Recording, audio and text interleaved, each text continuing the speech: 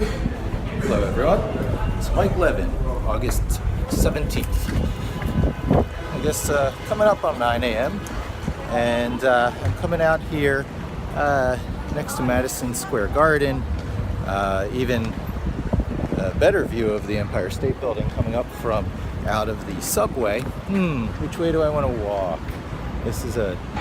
I'm on 33rd Street, which is below, south of the Empire State Building, and it's a much less nice, touristy, less shopping places walk. More industrial, definitely not quite the same New York mainstream, you've seen it in movies, feeling as 34th Street. And you know, I'm thinking about patterns, the patterns I go, you know, what is life aside from repeating patterns of human behavior? And the way I walk to work is kind of like a microcosm of those decisions I make. With there being no easy direct route, right off the bat, I'm choosing to use one of the trains that'll take me as close as I can get, but still drop me off with like a long crosstown walk. So I don't even know how long of a video I can shoot. It depends on how much space I freed up on my phone. That'll be another advantage of carrying the two phones. I can split back and forth which one has the free space, which ones I'm leveraging the cloud storage stuff the most, and you know, all that, you know. I tend to fill up even these 64 gig phones just through normal use over the years. And it never feels like you can free enough space to just shoot video freely all the time. So that'll be a second utility, the first being the stylus and the on-screen writing that I'm going to be able to incorporate into my coding, Vim, sometimes talking head, sometimes drawing whiteboard style videos. So the Note 8, which I expect will be announced this month, probably not available until September or something, I pretty much plan on getting that. Fits right into the way I like to work. It'll be my third Note phone, and the S Pen is just really awesome. And so yeah, so the ways I walk to work and the patterns and stuff. So I do my one block of my walking south I could do on the inward side because the train is long, and you can sit on the train on the north side of the train or the south side of the train. And I tend to sit on the north side, deferring one of the southbound walks I could be taking until I reach Midtown. And I didn't do that this morning. I walked that extra block south on the inward side. That's why the first video I published this morning was a different walk. And even then I had to do some zigzagging on some streets to give myself enough just walking and talking time in order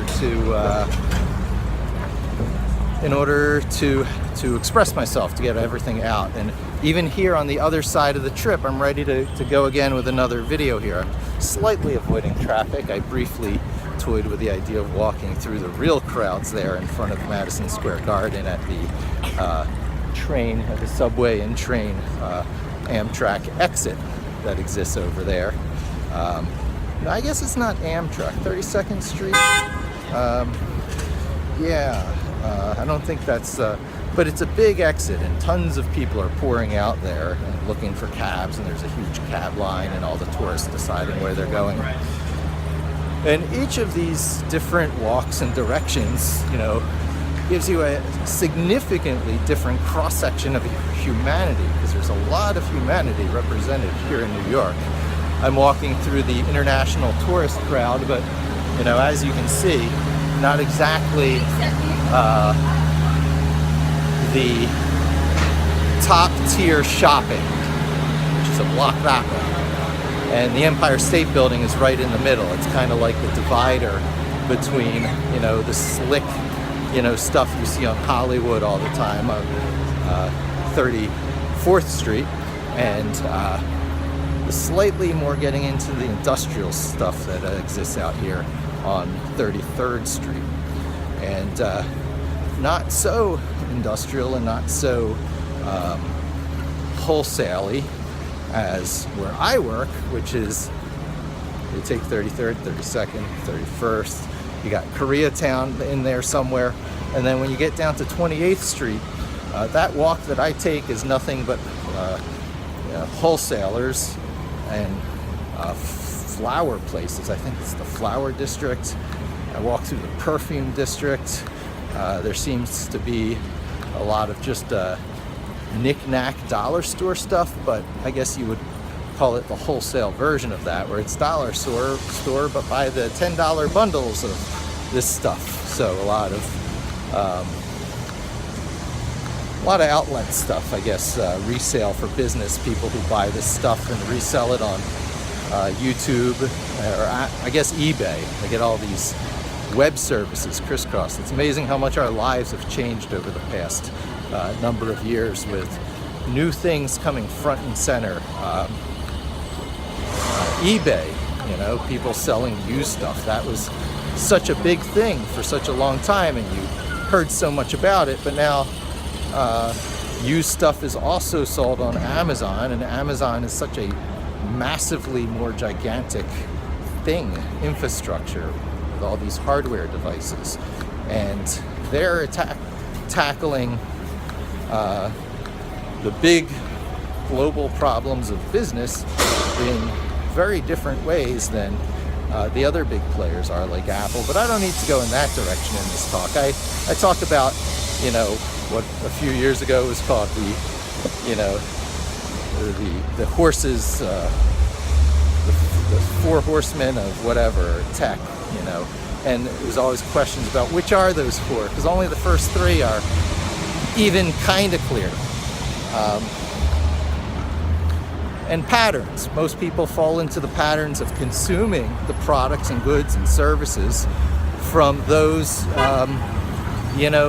mega service providers who are knitting it all together quite well for a well-designed experience.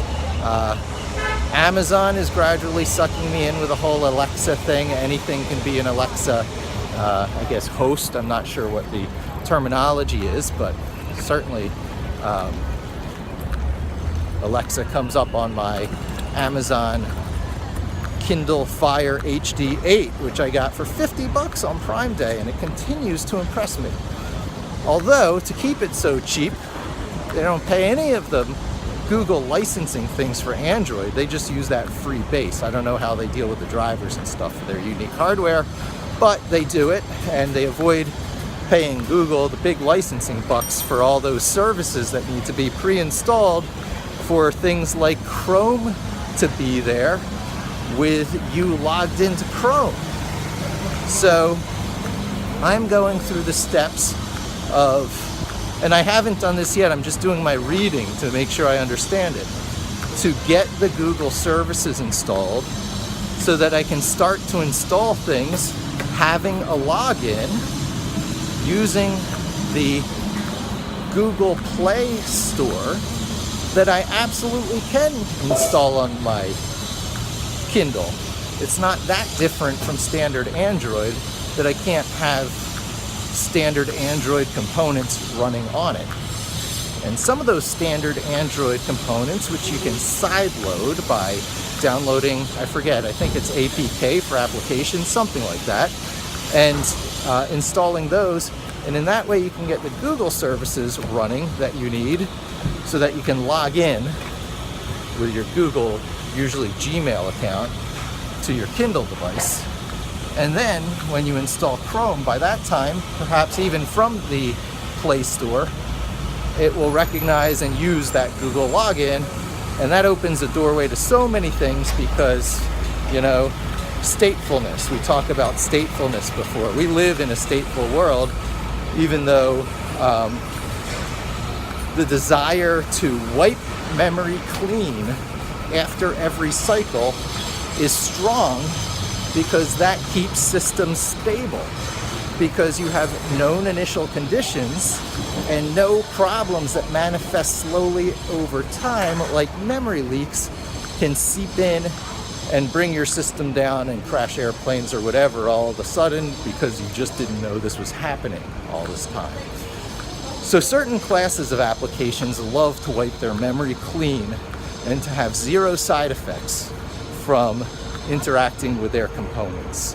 They are black boxes, Chinese rooms, isolated components that have carefully made available interfaces that you can program against using languages like Python. So it's an application programming interface, or an API. All this talk about APIs, we use it like it's a word, but it usually means you've got something that has a lot of inside moving parts that you don't have to worry about. You just do things the way we tell you to, and you'll get the output and the performance or whatever else